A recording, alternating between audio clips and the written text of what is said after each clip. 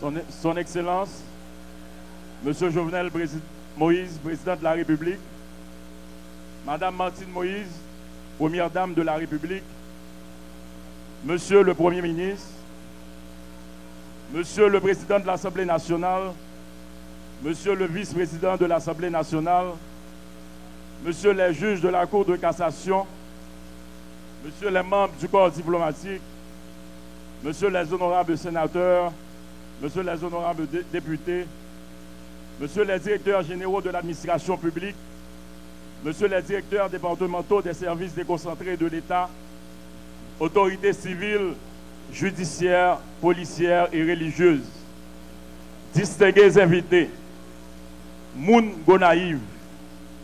Le 1er janvier 1804, des membres de l'armée indigène autour de la noble épopée de Vertières se sont réunis ici, au Gonaïve, pour proclamer l'indépendance d'Haïti.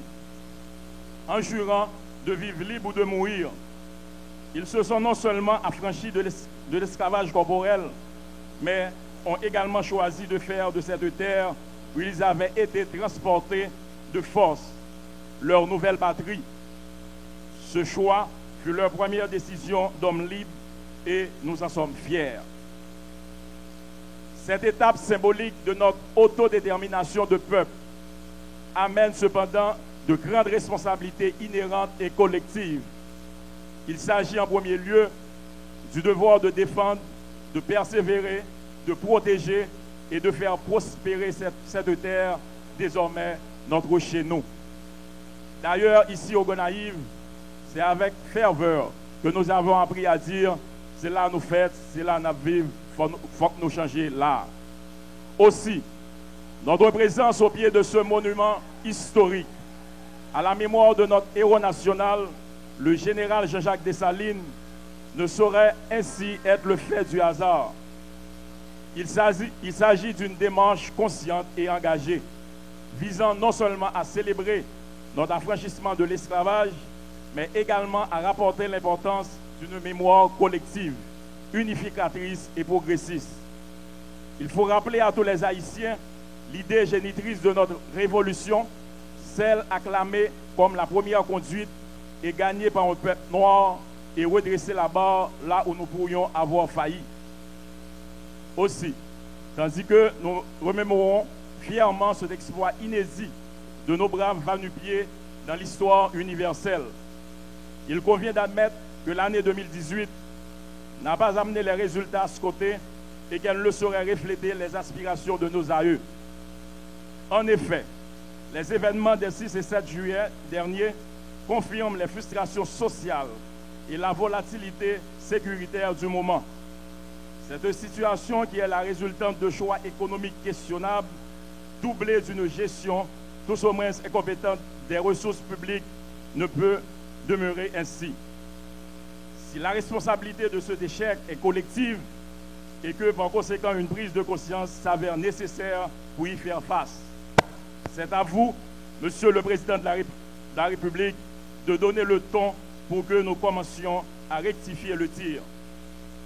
Ce serait naïf et irresponsable de penser que nous pourrions amener une redynamisation économique et la création d'emplois, dont Gonaïve, comme dans d'autres villes haïtiennes, ont tant besoin, sans adresser le fléau qu'est la corruption et rendre l'administration publique plus efficace. À cet effet, je peux parler au nom de mes collègues des administrations communales qui attendent encore le décaissement des fonds communaux 2016-2017, indispensable pour tenir leurs engagements tant envers les créanciers de leur mairie qu'envers les électeurs en manque de services. Ainsi, toutes les mesures de formation et de modernisation prises par les mairies pour améliorer la bonne gouvernance administrative des affaires communales se voient affectées par le manque de transparence au niveau de l'État central. Nous comprenons que la quasi-totalité des indices économiques projetés par votre administration n'ont pas été atteints, mais cela ne devrait pas justifier la réallocation arbitraire des fonds revenant aux mairies à d'autres rubriques budgétaires sous prétexte de déficit à combler. Il faut toutefois rappeler qu'un effort valable est en cours pour l'exercice 2017-2018. Aussi, plutôt que vous assommer avec la liste des difficultés que la grande majorité de mairies rencontrées quand il s'agit de traiter avec l'administration centrale, nous nous contenterons de vous demander, Monsieur le Président, d'assurer l'application des lois et des dispositions devant permettre une décentralisation efficace. Les conséquences de cette crise exacerbée affectent intolérablement le quotidien de tous les citoyens, mais encore pour plus ceux de l'arrière-pays où tout est plus cher à cause notamment des faiblesses et infrastructures. Une insécurité alimentaire croissante, des services médicaux déficients, des structures académiques délabrées, un climat de corruption décrié, un sentiment d'impunité institutionnalisé sont autant de défaillances qui doivent être adressées de toute urgence.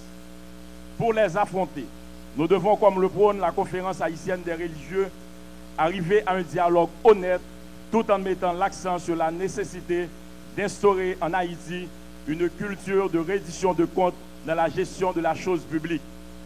Et cela va sans dire, votre plan d'action à cet effet est impatiemment attendu.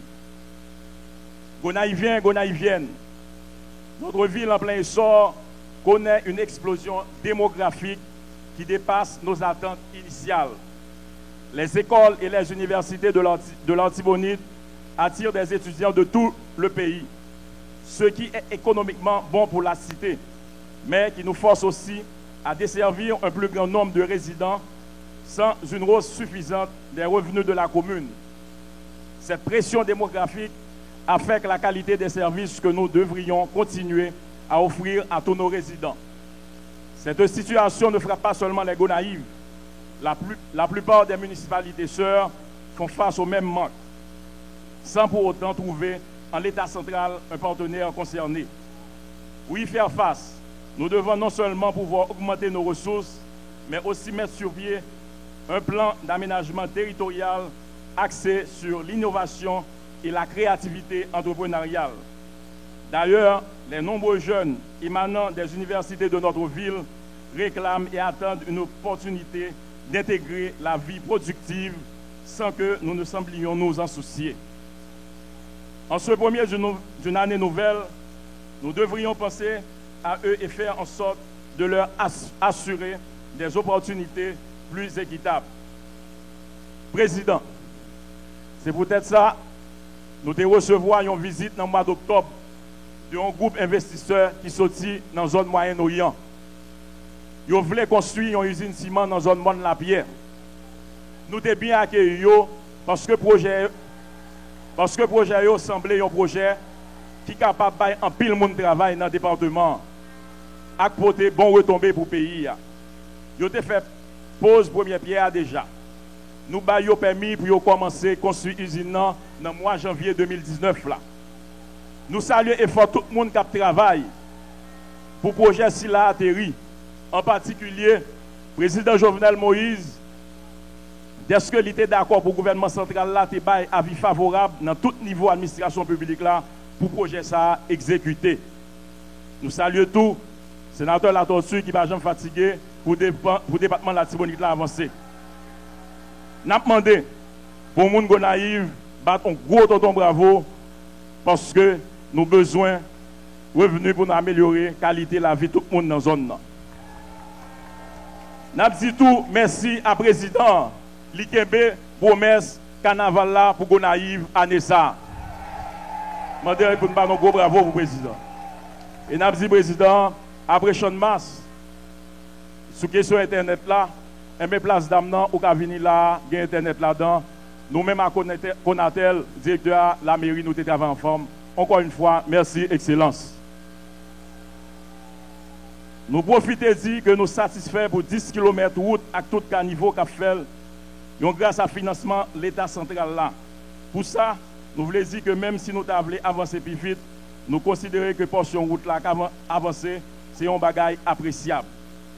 D'ailleurs, de notre côté, nous avons aussi mis la main à la pâte au cours de l'année 2018 avec l'aide de la direction départementale des travaux publics, DPTC, qui a pu réparer de nombreuses rues de la ville, construire un pont à tout couleuvre et toute une série de canaux d'évacuation des eaux pluviales.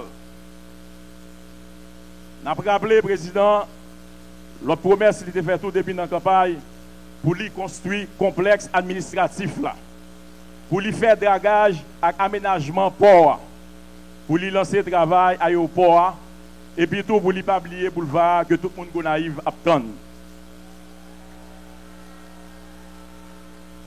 Toujours dans le cadre de nos réalisations et surtout de la volonté manifeste de la municipalité des Gonaïves pour faire les choses autrement, nous avons pu acquérir 2 camions de pompiers actuellement au service de la ville. Nous tenons à remercier les sénateurs Cantave et La Tortue qui ont eux-mêmes financé l'achat de ces camions. Il convient de mentionner que le service d'incendie fonctionne grâce à la motivation de nos jeunes sapeurs-pompiers, mais on ne peut pas créer un corps de sapeurs-pompiers sans les rémunérer ou tout au moins de leur donner une forme de gratification. Le récent incendie en date à Port-au-Prince qui a détruit la radio Quisqueya témoigne de l'urgence de se pencher sur la problématique du secours et de la prévention des incendies, particulièrement en milieu à forte agglomération de population. Nous profitons de l'occasion pour présenter nos sympathies aux propriétaires, personnels, sympathisants de cette icône, ce monument de la presse haïtienne qu'est Radio Quisqueya, en signalant qu'il est inexcusable de ne pas pouvoir porter assistance à ceux qui ont confronté à de tels sévices. C'est donc l'opportunité de demander la construction d'une caserne pompier au Gonaïves et l'assistance du ministère de l'Intérieur afin de payer les salaires qui en découleront. Pour conclure, nous souhaitons que cette année sera celle du dialogue constructif et adressons nos vœux les plus chaleureux aux membres des 3 pouvoirs, à la population haïtienne et celle des Gonaïves en particulier pour une heureuse année 2019. Vive Gonaïves, vive Haïti et que Dieu nous bénisse tous à l'aube de cette nouvelle année. Merci.